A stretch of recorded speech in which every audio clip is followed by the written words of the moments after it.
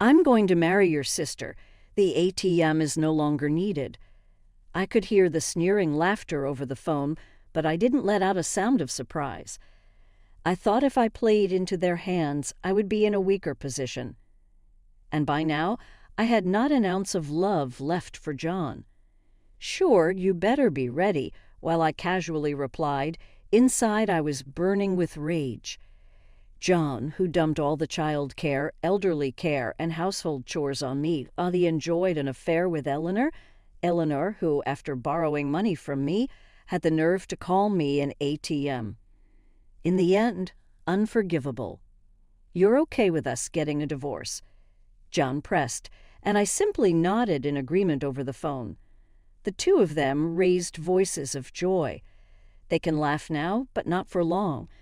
There's no way they won't face divine punishment for demeaning me like this. I bit my lip hard. "My name is Emma Smith. I'm 60 years old, living with my husband John, 5 years my senior. Our son Mike is 30 this year and has long since become independent and left home. Until recently, I worked part-time at a supermarket. But due to the recent spike in prices, I was forced into early retirement under the pretext of cutting labor costs. Having worked there for many years, the manager was very kind to me, and even though I was part-time, I received a severance package. It's a bit disappointing to retire before the usual age, but my time at the supermarket certainly helped me grow. I'm very grateful to the manager who kept me employed. You might think I'm set for a slow life in my retirement, but actually, I'm facing some issues at home, well, more with my husband than home. I'm really anxious about whether our frosty marriage can last many more years. How did it come to this? Let me explain from the beginning. I met my husband John about 40 years ago. Back then, I was an active student going around talking to various industry professionals. The seniors I talked to were mainly from the newspaper club I belonged to. There were many drinking parties with the club members, and alumni like John would often join. "Emma, what kind of company do you want to work for?" John, who was rumored to be the handsome senior in the club, asked me this with a comfortable distance. I honestly told John that I wanted to work for a stable company. "How about my bank? Isn't being a banker the most stable?" "Indeed, it sounds like a solid job." Even though I responded in a generic way, I was delighted that John encouraged me to apply to his bank. I followed his suggestion and successfully got a job offer from John's bank. It wasn't too hard to get hired since my college had a good number of students employed there. Once I started working at the bank, I saw how popular John was. He always seemed to have someone inviting him out for drinks after work, and it seemed like I had no chance to get close. However, John was different. He'd often asked me out, and even though I felt guilty toward his other fans, I was interested in him. So we started going out for meals more often. This led to us dating, and 3 years later we got married, and I quit the bank job. I did have some regrets about leaving my job after only 4 years, but at that time, most women resigned after getting married. Especially since John and I worked at the same place, he seemed to prefer that I take up part-time work elsewhere. Quitting my job was a given, but I never regretted marrying John. We enjoyed our life together until I was 30 when I got pregnant with our first son Mike and had him. John, who had treated me like a princess, suddenly became cold and distant after the baby was born. "Can you make Mike's milk?" "Milk, that's a mother's job. Why do I have to do it?" His attitude had done 180 since before the birth, and I was more shocked than hurt or angry. I had heard that some men lose interest when their wife has a child, but I thought it was a rare case among many couples. Never did I imagine that John, who loved me so much, would suddenly turn cold after I had our child. After that, every day was a struggle. John flat out refused to help with any child care. Child care is a mother's job. Plus, you're a stay-at-home mom. You should be taking care of him. I'm busy with work, though. John had his reasons, but they didn't sit right with me. But it's hard for me, too, being a first-time mom. When I tried to argue, John glared sharply at me. If it's that hard, why don't you go stay with my dad? He's retired. He could help out with your father. Yeah, that's right. I was stunned by John's suggestion. His mother had passed away early, and now his father, living alone, had recently injured his leg and might soon need care. It seemed absurd to have his father, who might need care himself, take care of our child. Not to mention, John was not involved in child care at all, effectively just pushing the responsibility onto his parents. I was overwhelmed by John's outlandish idea. Since then, John hardly helped with child care, and I raised Mike alone, often consulting child care books. Fortunately, Mike was a well-behaved and obedient child who listened to me and grew up straight and strong. When Mike was 5, I noticed a missed call on my cell phone after dropping him off at kindergarten. "Hello, Emma," Dad collapsed. "I'm thinking of putting him in a facility, so could you handle the paperwork?" Collapsed? Is he okay? And a facility? I was startled by John's call, my heart racing. It wasn't a small matter to hear that my father-in-law had collapsed. I wondered if he had been taken to the hospital properly given his bad leg. It must have been quite a challenge.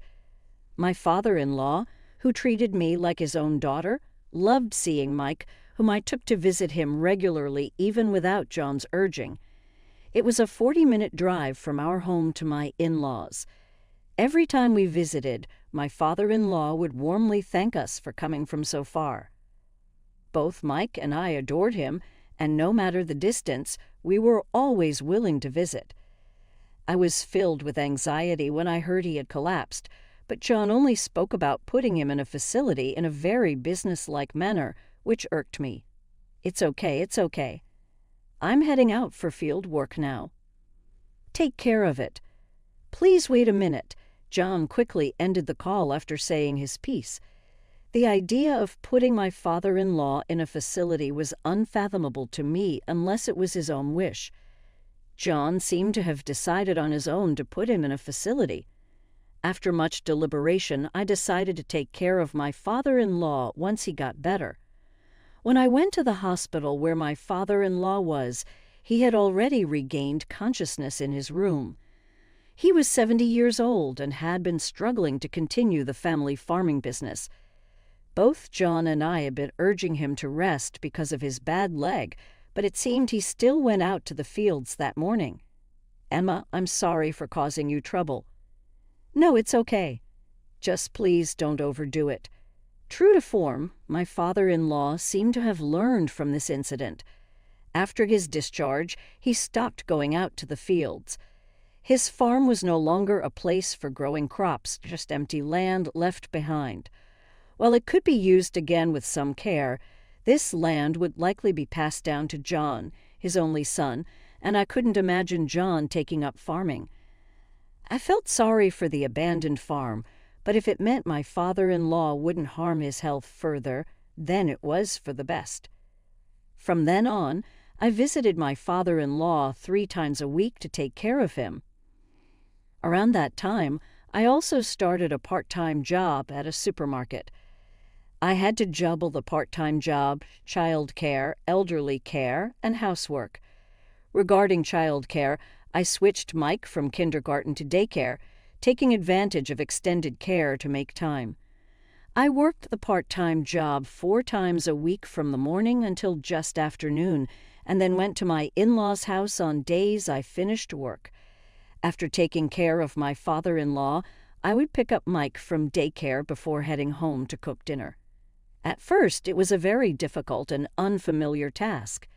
As I got used to it, it became somewhat easier. But I didn't realize how tired I was becoming.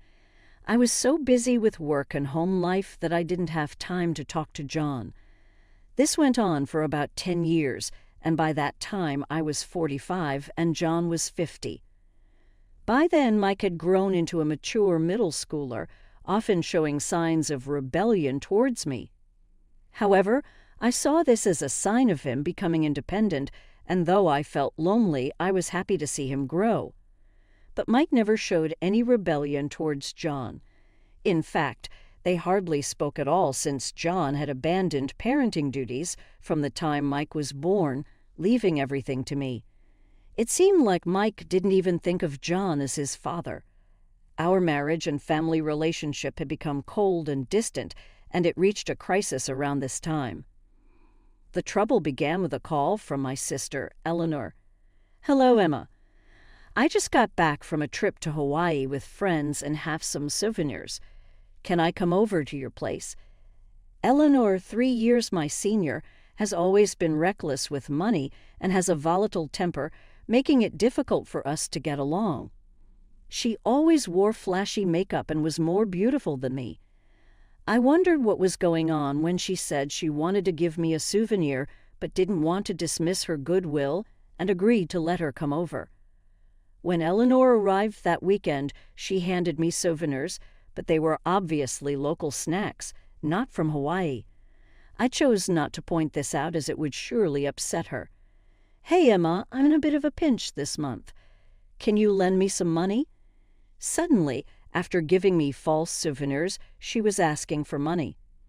"Why you need to borrow money?" I suspected it was just her usual overspending.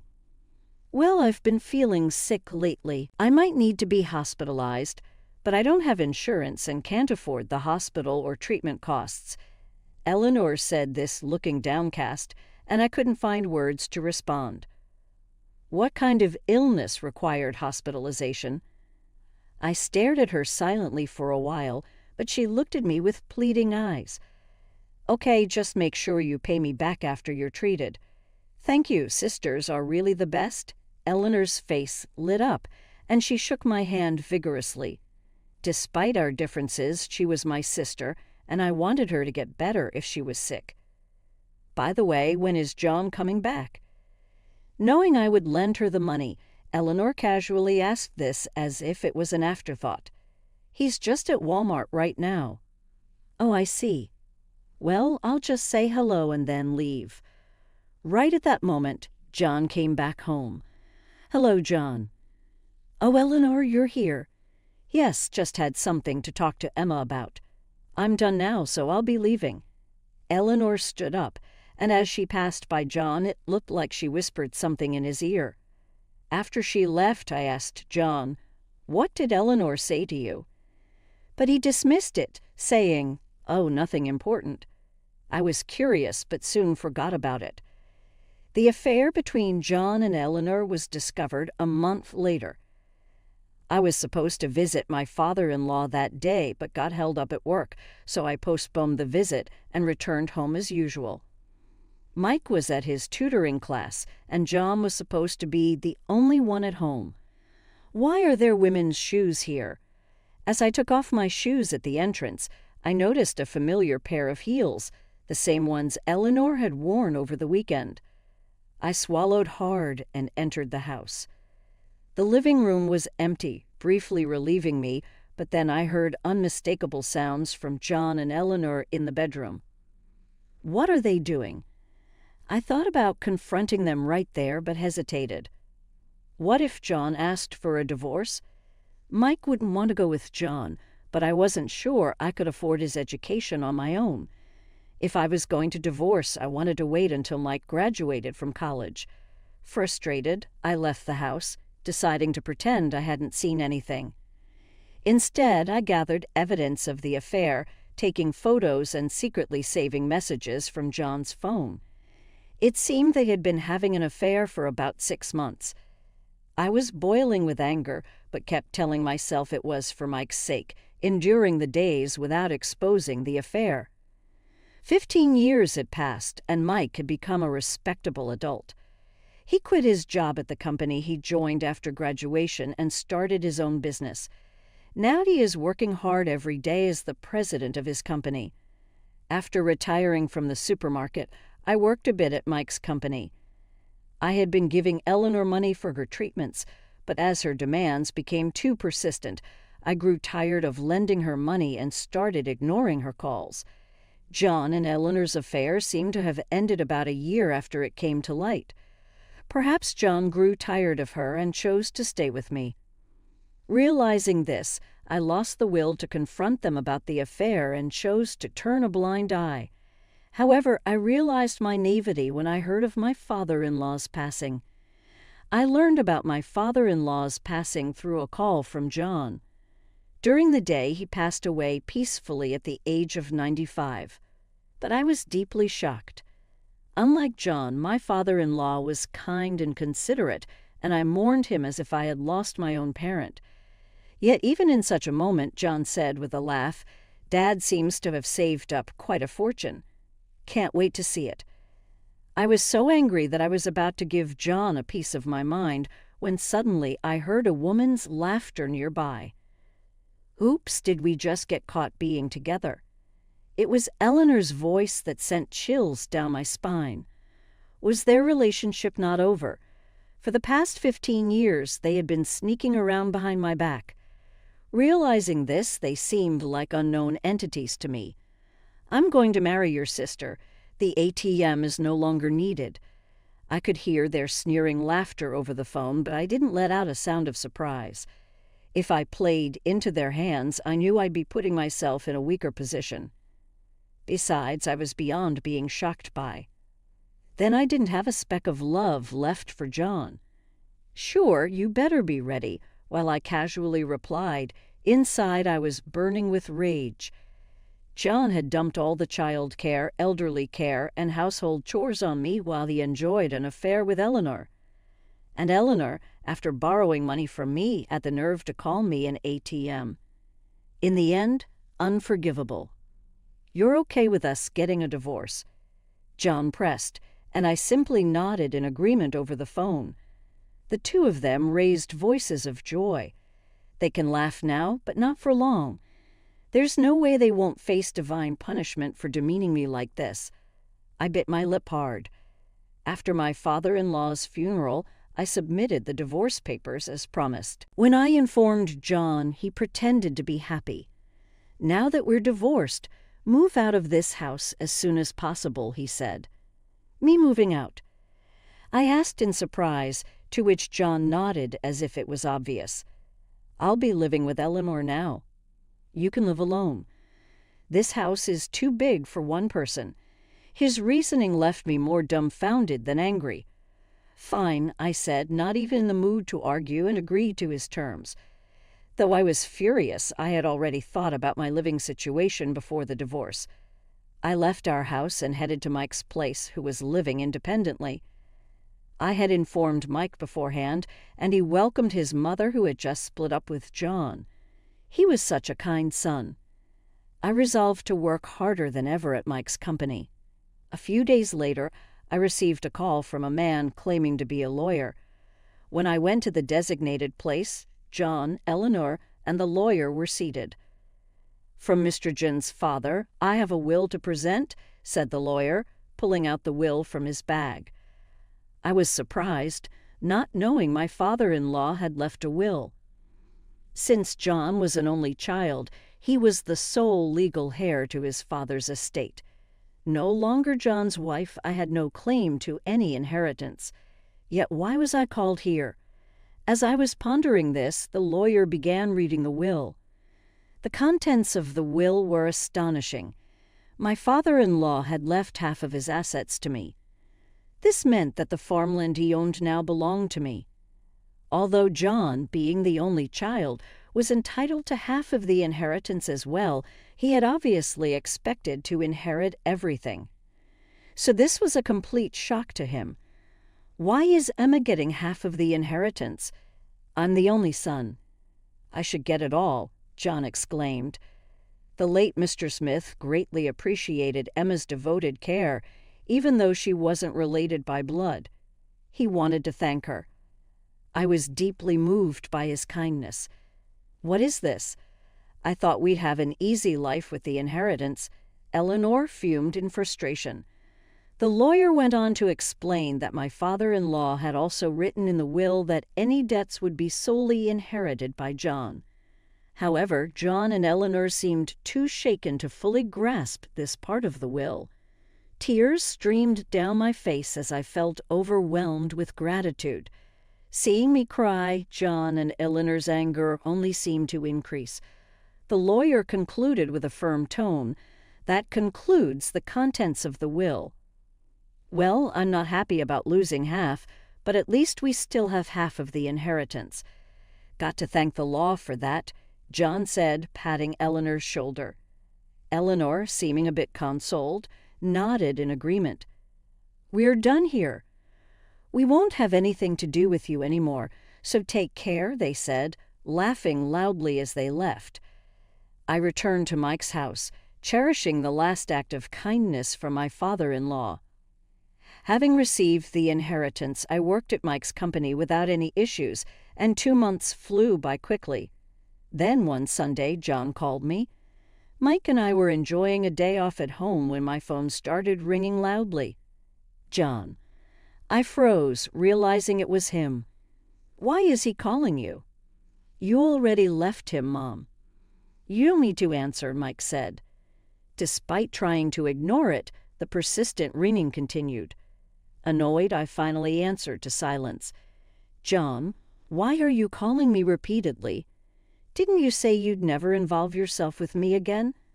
I asked disdainfully. John, seemingly oblivious to my words, blurted out his concerns in a near frenzy. Hey, what's going on? Why are you working at Mike's company, and why is his company on TV? They even showed his house, and it's so luxurious." John's voice, seemingly in a frenzy, came through the phone loud enough for Mike sitting next to me to frown in disapproval. "Ah, you saw the TV show." I realized why John was calling. Recently, a TV station had featured Mike's sports gym, which he had started. It was a new concept combining a gym and a cafe, attracting the station's interest. Since opening the gym, the number of members kept skyrocketing, and Mike, as a young and successful entrepreneur, appeared on the show. Just as John mentioned, they even showcased his house, the house I currently live in with Mike. "What do you mean you guys are living in such a big house?" "Look, Eleanor spent all of Dad's inheritance, and I'm left with his debts." "Damn it, I didn't hear about any debts when the lawyer talked to us." John was yelling on the phone, frustrated. The lawyer had indeed informed us about the debts at the time, but John didn't pay attention. "It wasn't my fault, and I wasn't the one to be blamed." "Well, that's not my problem, is it? It's your responsibility for not paying attention to the lawyer, and you knew Eleanor had a spending habit even before you married her, didn't you?" "I lent her money for her treatment, and she hasn't paid me back." "It's clear now, both you and Eleanor are untrustworthy, betraying people who trusted you," I retorted. John was speechless at my logic, and after all, aren't you the one who cheated? Why should I be the one blamed here? I don't understand at all. After venting my frustrations, I felt somewhat relieved, realizing he couldn't blame me. John suddenly changed his tone to a pleading one. "Emma, please, I'm begging you, just lend me some money. I was supposed to retire this year and receive my pension, but I got fired, and all I'm left with are Dad's debts. Eleanor left me after a fight about money. What am I supposed to do now? You're my only hope. I was wrong about everything. Please, spare some of Dad's inheritance for me. You're living a good life with Mike, aren't you? Think of it as helping someone in need, okay?" The audacity of John begging his ex-wife, who he cheated on, for money was astonishing. Mike, who had been listening to our conversation, looked like he had something to say. I handed him the phone. Mike turned on the speaker and firmly addressed John. "Dad, you betrayed Mom and married Aunt Eleanor, and ever since I was born, you never took care of me. I don't have any memories of playing with you. It was always just me and Mom. She was the one who came to all my school events. That's why I'm helping her now, living and working together. Why should I lend money to a father who never did anything for me? My only parent is Mom. I won't give you a single cent." Mike spoke like a true businessman, decisive and strong. I felt overwhelmed with pride. On the other end, John gasped, "Mike, how can you say that to your father?" "Fine, I won't rely on you to ever again." "Don't underestimate me," he hung up abruptly. We looked at each other, almost laughing at the absurdity. He comes begging for money and then says he won't involve himself with us. Ridiculous, right? Dad has always been impulsive. As we were discussing John's foolishness, the phone rang again. It was John. Despite saying he wouldn't get involved, he probably wanted to ask for money again. In disbelief, I blocked John's contact. "This means that foolish guy can't bother us anymore." "Yeah, thanks, Mom." His thanks seemed to carry not just gratitude for today's events, but also for how I had almost single-handedly raised him. I'm the one who's thankful for being able to have such a good life. No matter how old you get, you're always my precious son. We continue to affirm our familial bond, feeling grateful for each other's presence in our spacious home. A few days later, I got a call from my sister Eleanor. The content was almost the same as what John had said earlier. I couldn't fathom lending more money to Eleanor, who hadn't even repaid what she already owed. In fact, since she hadn't yet paid alimony for having an affair with John, I took this opportunity to successfully demand alimony from both of them through a lawyer.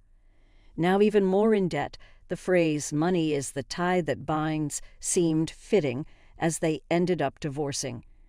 It was essentially a marriage that lasted only 2 months. John's situation was even more disastrous than Eleanor's. After all, the negative inheritance he received from his father was too great. My father-in-law had borrowed a lot of money to continue farming alone. It was something I didn't know during the time I was taking care of him. He constantly complained about John. It was tolerable that John didn't continue farming, but his negligence towards Mike and not even visiting his parents' home was unacceptable. He was also furious about John's attitude towards me, and I always had to calm him down, saying it's okay. Given how upset my kind father-in-law was, John must have been a terribly irresponsible son. When they lived together, John, buried in negative inheritance, lost his severance pay due to being dismissed for misconduct. I heard through the grapevine that John, in an attempt to pay off his debts, tried to embezzle money from the bank he worked at. If he had just worked quietly until the end, he would have received his retirement money. But John, blinded by the money in front of him, was truly foolish. Now he's receiving a pension and juggling about 3 part-time jobs to pay off his debts. Starting a new job at 65 and being taught by younger people must be a blow to his pride. Having worked as a banker for many years, a rookie part-time job involves a lot of menial tasks. I doubt John, who never took care of housework, childcare, or caregiving, can endure such work. He'll probably give up soon. I think it's a fitting punishment for John, who neglected his son's upbringing and had an affair with Eleanor for so long. I hope he keeps at it until the end. As for me, I'm still happily working at Mike's workplace. The staff who are about my age are very kind to me. It's a workplace that's always filled with smiles, which I believe is why we have so many customers. Mike recently got engaged to a girl a year younger than him at work and introduced her to me. She's a very sensible and lovely young lady, well respected by everyone at work. I was planning to move out of the house when they married, but she suggested we live together. I'm grateful for her kind gesture and looking forward to our life together as a family of 3.